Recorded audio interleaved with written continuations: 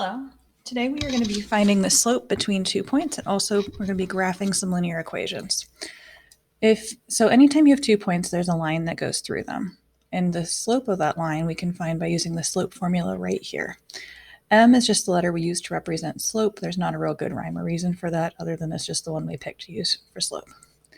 To find your slope, what this means, y2 minus y1, is you subtract the y-coordinates of the 2 points, y2 being the y-coordinate of the second point, y1 being the y-coordinate of the first point.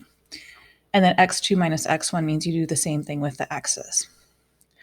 So something I like to do when I do these problems is I like to label what's what. So using this first point as an example, we know that when we see an ordered pair, the first number is x, the second number is y. So 10 is x1 because it's the first x coordinate I see, x coordinate of the first point, which means 5 is y1. And then the same idea with my second point.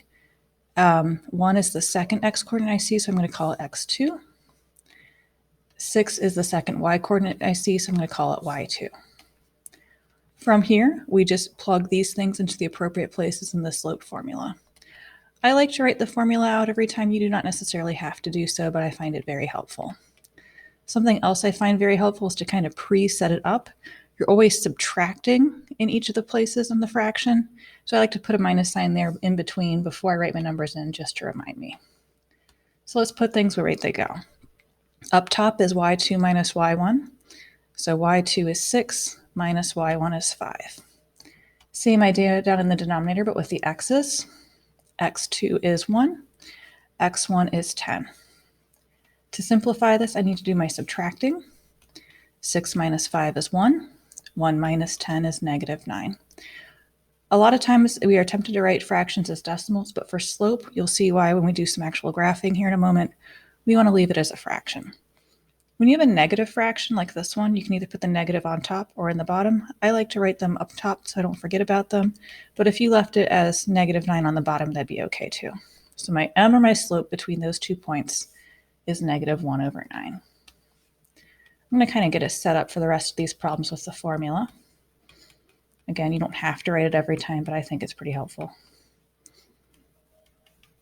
So it is y2 minus y1 over x2 minus x1. I'm going to fix that 1 minus sign because it looks terrifying.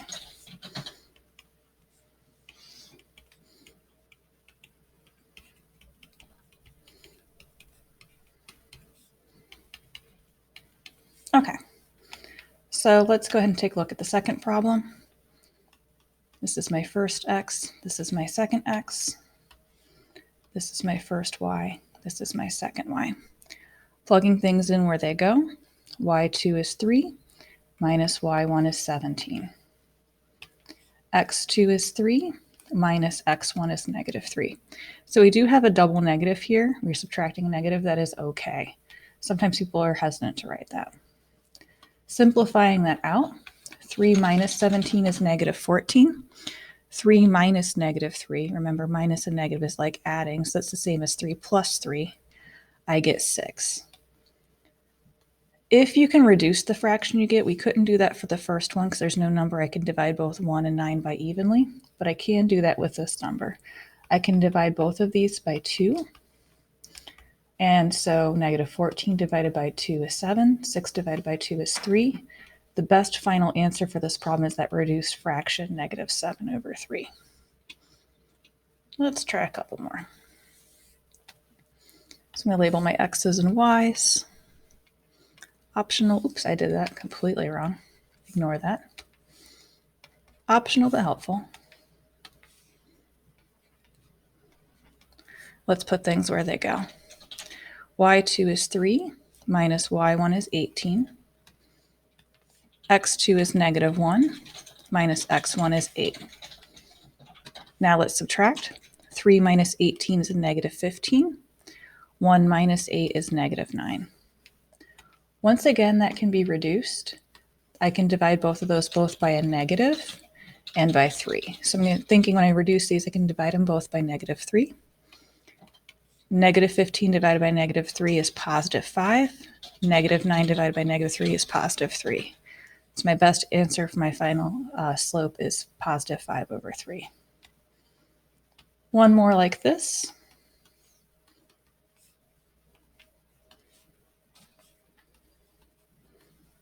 Setting things up, y2 is -9 minus y1 is 5. x2 is -8 minus x1 is -5. So then from here, let's do our subtracting. -9 minus 5 is -14. -8 minus -5, again, double negative is like adding, is going to give us -3. So there's no number I can divide both 14 and 3 by evenly, but I have a negative over negative. Negative divided by negative is the same as positive. So my best final answer for that slope is positive 14 over 3. I didn't mention this yet. I did say we want to leave our answers as fractions. For these last three problems, we got what's called an improper fraction. Don't switch them. Like, for instance, 5 over 3 is the same as 1 and 2/3. Do not switch that to a mixed number. It'll make your life much more confusing. Just leave it as 5 over 3. Now let's try some graphing. So when we are going to be graphing, we're going to be dealing with equations that look like y equals mx plus b. That is called slope-intercept form. The reason it's called that is because by looking at that equation, you can easily see what the slope is and what the y-intercept is. M represents our slope like we were just dealing with, and B represents our y-intercept. That's where the graph crosses the y-axis. The way that you're going to do these graphs, if you're making a graph by hand, is you start by plotting the y-intercept on the y-axis. That's whatever that B number is. So for instance, in this first one, my B is -4. So I'm going to put a point on -4 on the y-axis. From there, we use the slope to make the line go across the graph. Now, usually we see a number in front of x. We don't see a number except for a negative, so it's like a hidden -1 in front. It's more helpful to have your slope as a fraction, though. -1 is the same as -1 over 1. Anytime you have a whole number, put it over 1 to make slope easier. Since it's a negative slope, the top number tells me how many I'm going down. The bottom number is telling me how many I go to the right. So from that blue point I made from my B, I'm going to go down 1 and right 1. And I'm going to repeat that pattern as many times as I can on my graph. We do want our line to extend all the way across the graph. It'll be helpful for things we do later. So I could do the opposite of both, up 1, left 1, to make my line go the other direction. And that is my lovely beagle barking in the background, being very overprotective. Once you've drawn as many points as you can, following your slope, connect with as straight of a line as you can make. On your homework, since I don't want you to have to make your own graphs by hand, you'll just be matching graphs. Let's try some more. This time my B is +2. So I put a point on 2 on my y-axis. This time I have positive slope, so I'm going to go up 5 and right 2. So from that point, up 5, oh no, I can't go up 5. So if I'm out of room to do something, just like when we went the opposite direction, I can do the opposite of both of these things. Instead of going up 5, I'm going to go down 5. Instead of going to the right 2, I'm going to go to the left 2. So that way I can actually fit another point on my graph. Sometimes you can only fit 2 points. If that's the case, connect with arrows on the end just like I did. Last two, same idea. This time my B is a +1. So we go to +1 on our y-axis. From here, our slope is 3, which is the same as 3 over 1. So I'm going to go up 3 and right 1 from my B point. Up 3, right 1. I only have room to do that once. To go the other direction, I'll do the opposite of both. So down 3, left 1. And I can do that one more time. It's a pretty steep slope, and that's okay.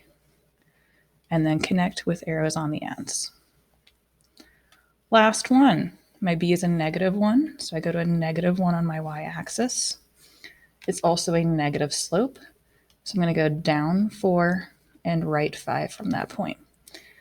Down 4, right 5 looks something like this. To make my line go the other direction, I'll go up 4, left 5. That's as many points as I can fit. So now I just connect with arrows on the end. That is it for today for slope and graphing linear equations. I hope you have a fantastic day.